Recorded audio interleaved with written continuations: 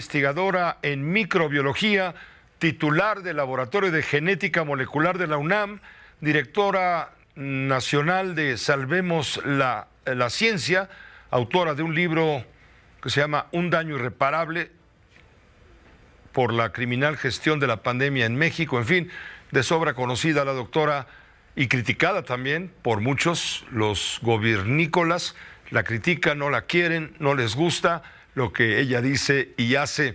La doctora Lori-Ann Jiménez Fabbi, a quien saludo con mucho gusto como siempre y agradecido de antemano por su buena disposición con este espacio de Grupo Fórmula. Lori-Ann, ¿cómo estás? ¿Qué tal, Pepe? Muy buenas noches. Muy bien, gracias. Muy bien, gracias. Lori, es la noticia que el mundo estaba esperando desde hace 3 años, 4 meses. Me refiero al fin de la emergencia por el COVID-19.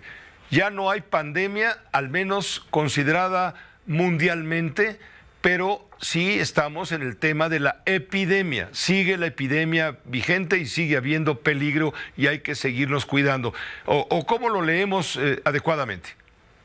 Bueno, creo que hay que distinguir entre dos cosas. Uno es la pandemia como tal, porque la definición de pandemia es que esta enfermedad esté presente en cantidades suficientes, o vamos a decir con la suficiente prevalencia para ser considerada epidemia en los continentes, en los 5 continentes o 6 continentes, según lo quieran ver, en el mundo, o sea, en todo el mundo, ¿no? Esto continúa siendo cierto, es decir, COVID-19 es una enfermedad que llegó para quedarse, que sigue entre nosotros, el virus sigue evolucionando, seguimos teniendo muchos enfermos de COVID alrededor del mundo y desde luego que sigue muriendo gente por COVID-19. Lo que ahora ha sucedido es que estamos en un momento, y esto desde luego es una gran noticia. La gran noticia no es tanto que la Organización Mundial de la Salud haya levantado oficialmente la emergencia sanitaria. Lo que es buena noticia es la razón por la cual ahora pueden hacerlo, y la razón es porque han disminuido de una forma muy importante el número de muertes por COVID-19 en el mundo. Pero hay que hacer una diferenciación muy clara. El hecho de decir que se levanta la emergencia sanitaria global no es sinónimo de que la enfermedad de alguna forma se haya erradicado.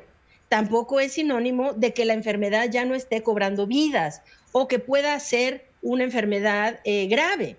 Es decir, COVID-19 nada más hay que ver.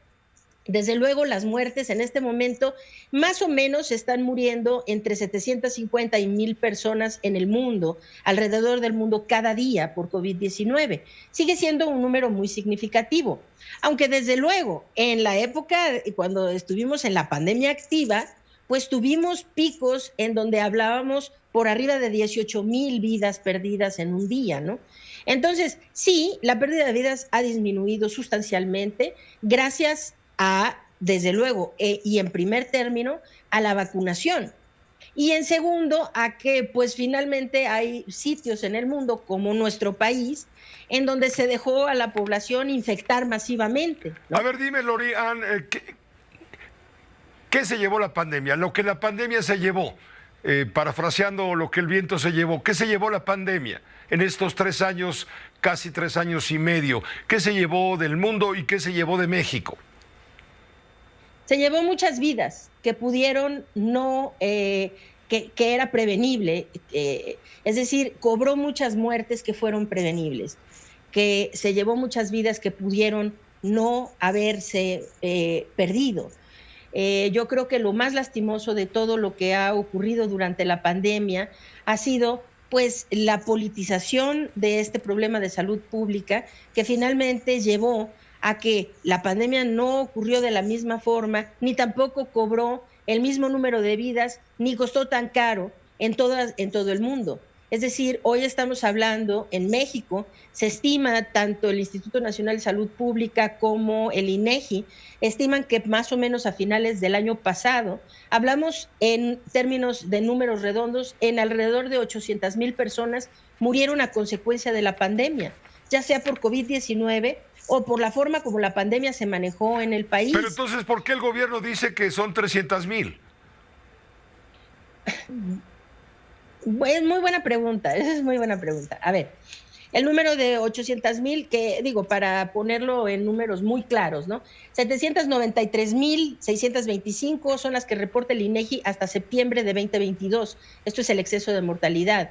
770,667 son las que reporta el Instituto Nacional de Salud Pública hasta diciembre de 2022, ¿ok? Entonces son cifras más o menos parecidas, que rondan, son arriba de 750,000, entre 750,000 y 800,000. Ahora, esta cifra abarca tanto las personas que murieron por COVID-19, o sea, como causa de muerte directa COVID-19, como las personas que murieron a consecuencia de la catastrófica gestión que nuestro país dio a la pandemia.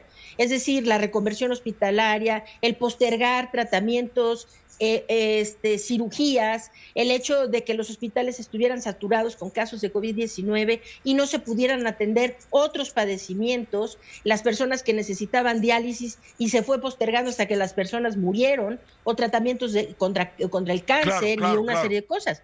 Entonces, a ver, ¿por qué el gobierno reporta eso? Bueno, pues porque no ha tenido el valor para afrontar la realidad o para hacerlo suficientemente transparente para realmente hablar de números reales de muertos por la pandemia. Pero esas cifras están ahí y curiosamente son las cifras que también son oficiales, porque el INEGI pues es una instancia oficial y el Instituto Nacional de Salud Pública pues depende también de la Secretaría de Salud. Así que sí son cifras oficiales, nada más que estas pues se guardan, como personas como yo, pues yo accedo a esas bases de datos o a esos números y pues los conozco, pero el público en general que no sabe cómo o interpretarlos o qué sé yo, pues va con la cifra oficial de la pandemia que da el doctor López-Gatell, que lo ha dejado en 330,000 y fracción, ¿no? A sabiendas de que esa cifra pues es solamente una fracción minúscula de cuánta gente realmente murió a consecuencia directa de COVID-19 o como a consecuencia de la pandemia, más no necesariamente por COVID. Lorian, se anuncia el lunes o esta semana, se anuncia finalmente la vacuna Patria, una vacuna que se anuncia como refuerzo. Muchos preguntarán, bueno, si ya pasamos de la etapa de la emergencia, ¿cuál es el apuro de tener la vacuna? Además se anunció que hay capacidad de producir 4 millones de vacunas de la vacuna Patria. Cuando somos una población creo que 20 veces o 30 veces por encima de esa cifra. ¿Para qué va a servir? ¿Va a servir la vacuna y para qué va a servir la vacuna?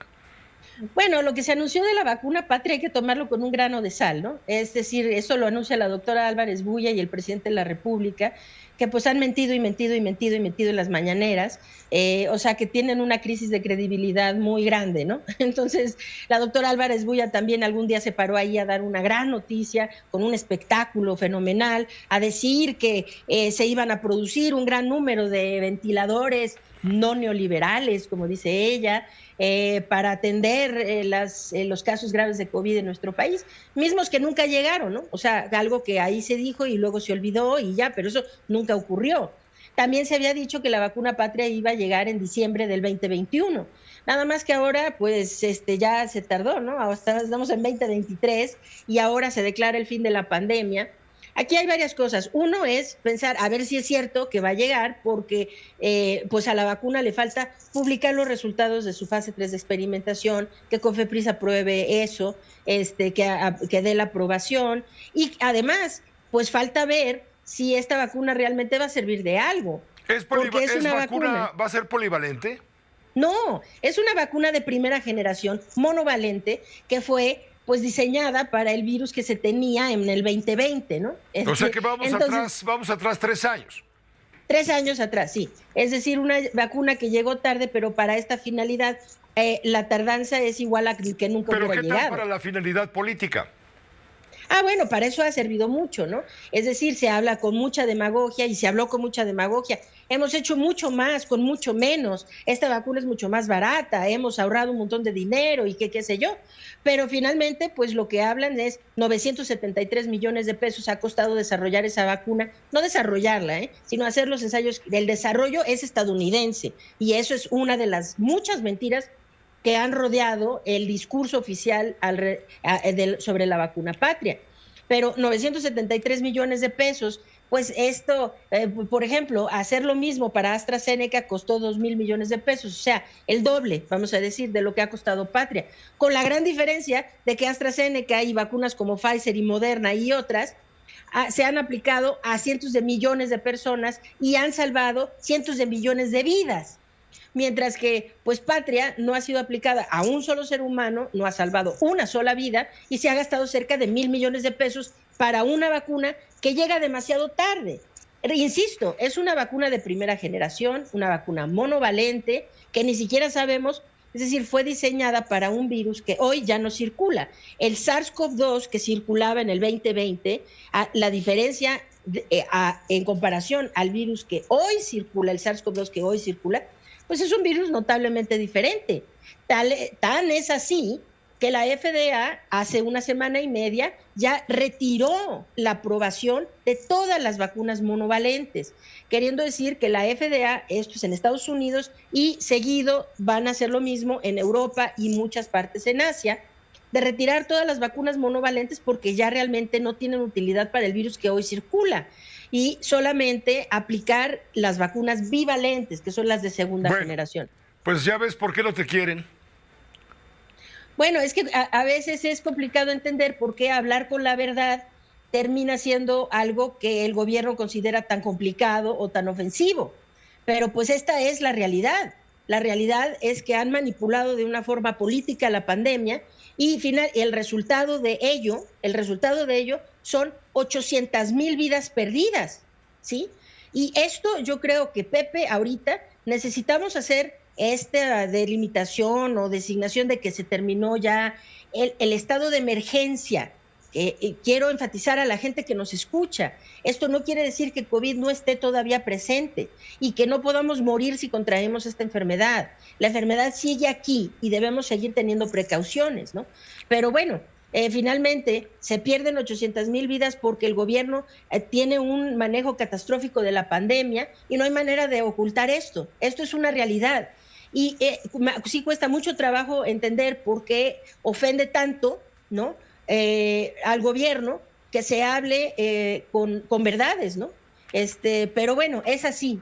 Así que si ofendo, no me disculpo, porque hablo por todo este tiempo, he estado aquí alzando la voz solamente y con el único propósito de tratar de informar correctamente a la población con la intención de posiblemente poder salvar por lo menos una vida, ¿no? Y entonces los esfuerzos por querer salvar vidas durante esta terrible crisis sanitaria, por ello nunca me he de disculpar. Te agradezco mucho, Lori-Ann Jiménez Faibi, como siempre, estar en comunicación con nosotros. Evidentemente seguiremos en contacto si tú nos lo permites, desde luego.